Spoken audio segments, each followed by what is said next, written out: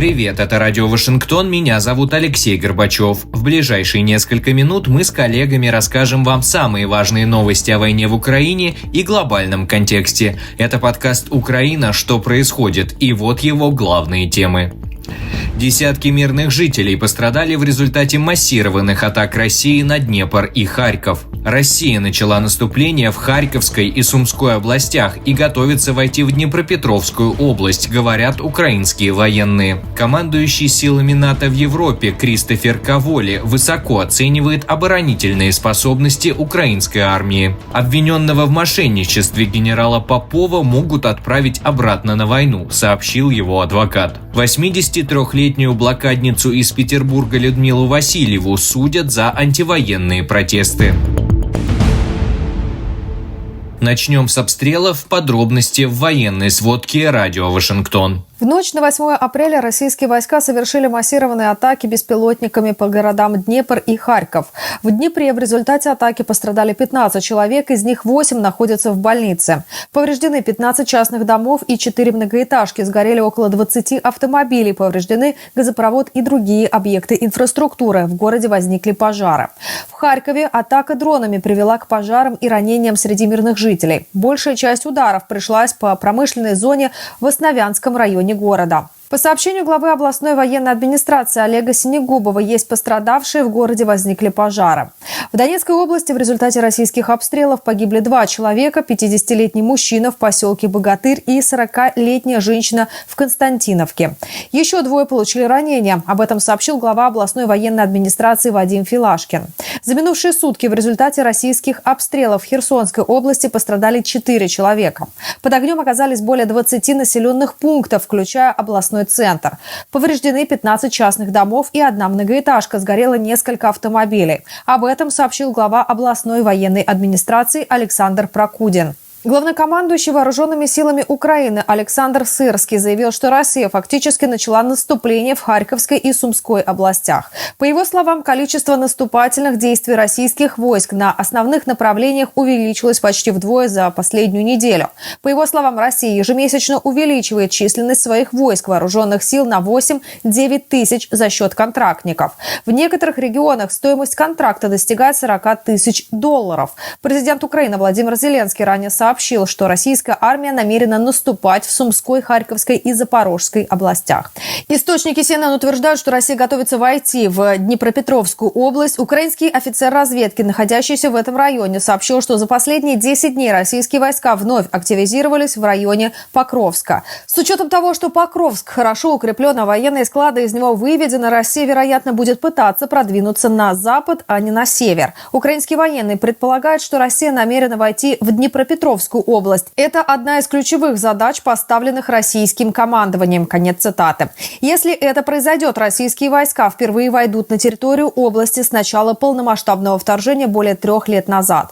По данным проекта Deep State, российские силы находятся в 6 километрах от границы с областью. Местные власти сообщают об эвакуации жителей приграничных районов. Для Путина и, возможно, для американских переговорщиков даже частичный контроль над Днепропетровской областью может стать разменной монетой в будущих переговорах.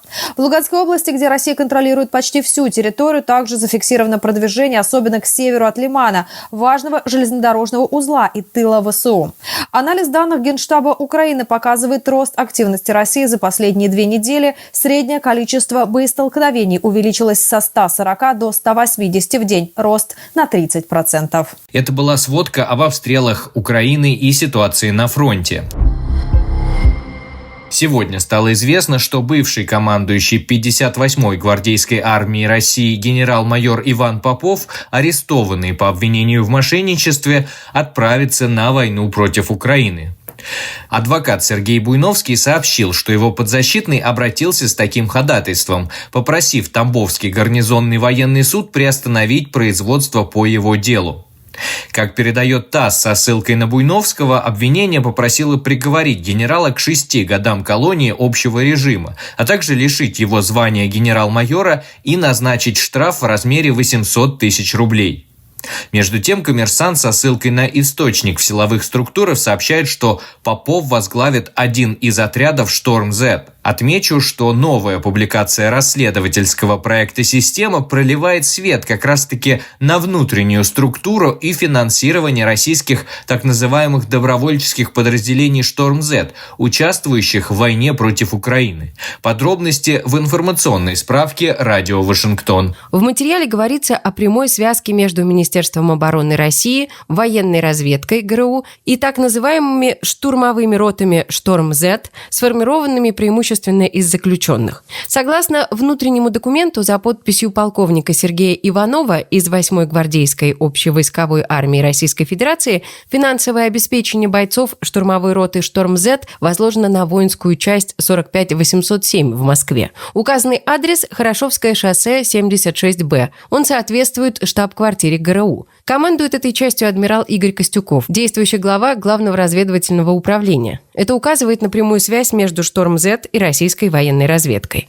Формирование «Шторм-Z» началось официально 24 февраля 2023 года по приказу начальника Генштаба. Тогда же Минобороны Российской Федерации совместно с ГРУ объединили все подобные отряды в структуру под названием «Добровольческий корпус». В феврале 2023 года ГРУ закрепила за собой статус куратора большинства таких формирований, включая «Шторм-Z». Изначально вербовку в штурмовые отряды проводила ЧВК «Вагнер», позднее Министерство обороны. Бойцов направили на фронт по письменному согласию, но без официальных контрактов с армией. Это позволило избегать правовой ответственности и не признавать бойцов военнослужащими в судах, что лишает их выплаты статуса ветеранов. На встрече с Фондом защитника Отечества в марте 2024 года президент России Владимир Путин пообещал уравнять в правах всех участников боевых действий, включая бывших заключенных. Он заявил, что такие бойцы получат статус ветерана боевых действий, несмотря на отсутствие контракта с Минобороны. Вы слушали информационную справку «Радио Вашингтон».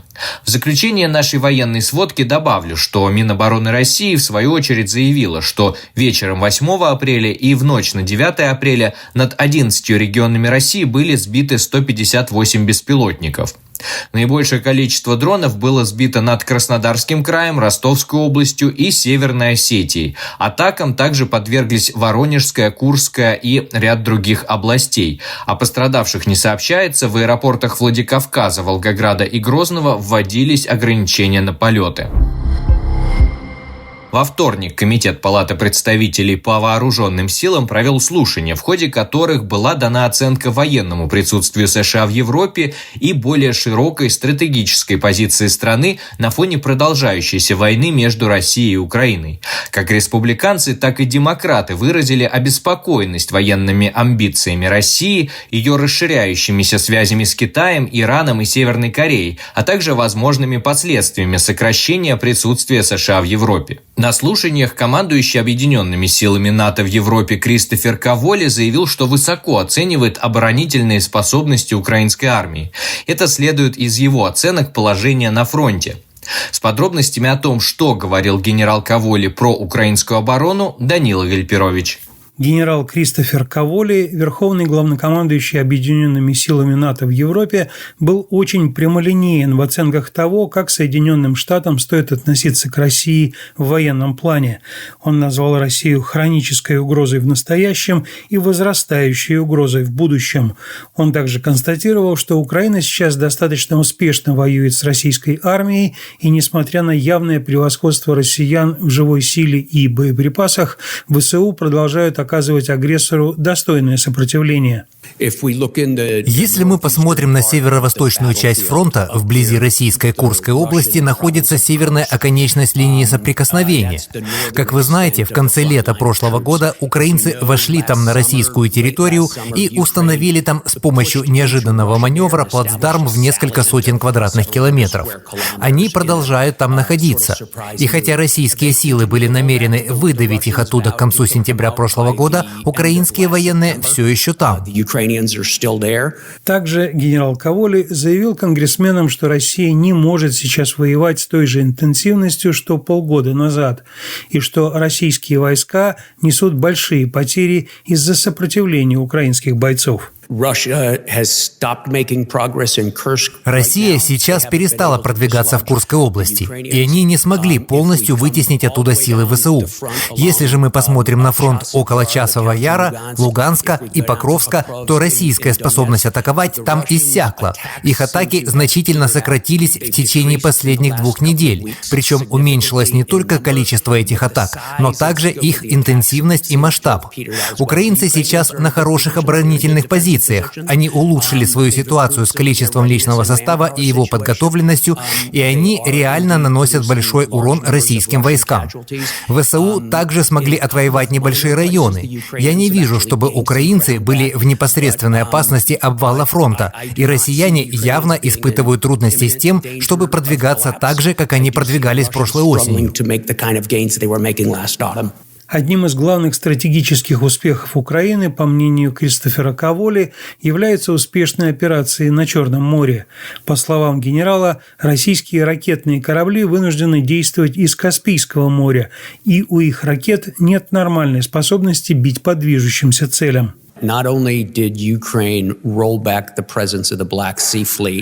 Украина не только вынудила российский Черноморский флот свернуть свое присутствие в Черном море. У Киева толком нет флота, но они фактически продемонстрировали нам будущее, когда беспилотные системы, морские дроны могут вступить в большой конфликт с традиционными кораблями, управляемыми экипажем.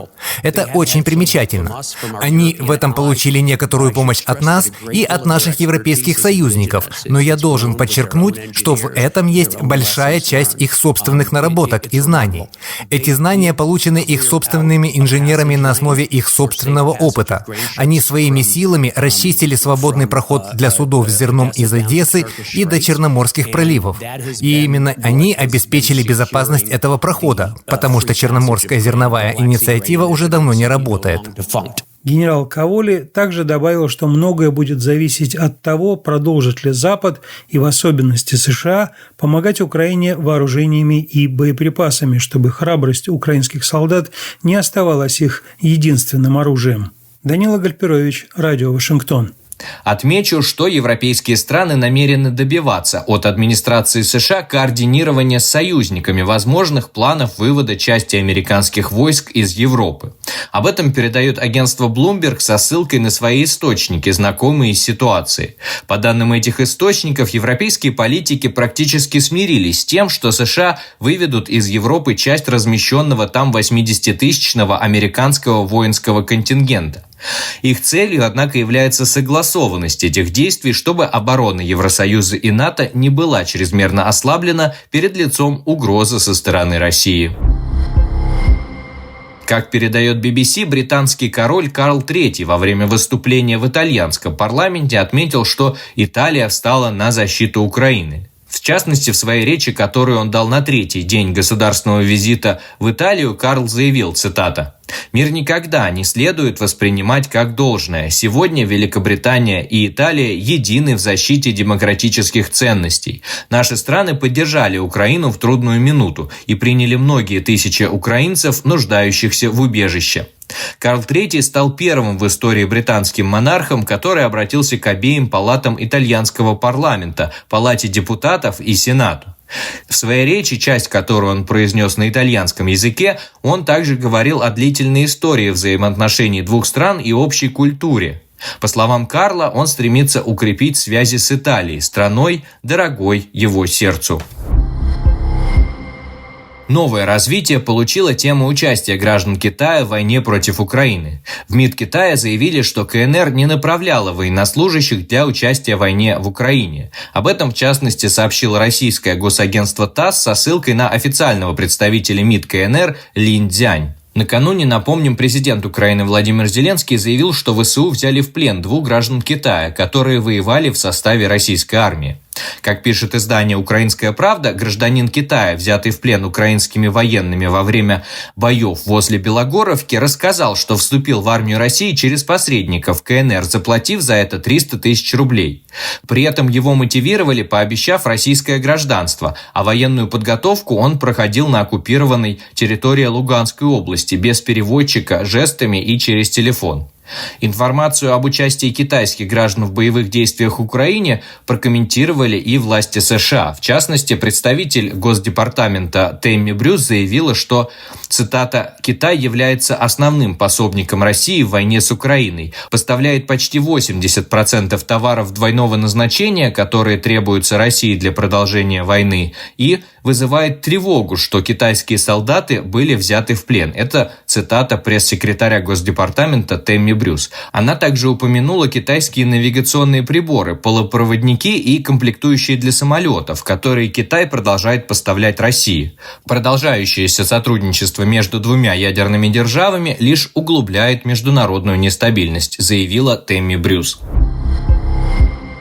В заключение подкаста новости о репрессиях в России. В Петербурге на 83-летнюю блокадницу Людмилу Васильеву составили протокол о дискредитации армии.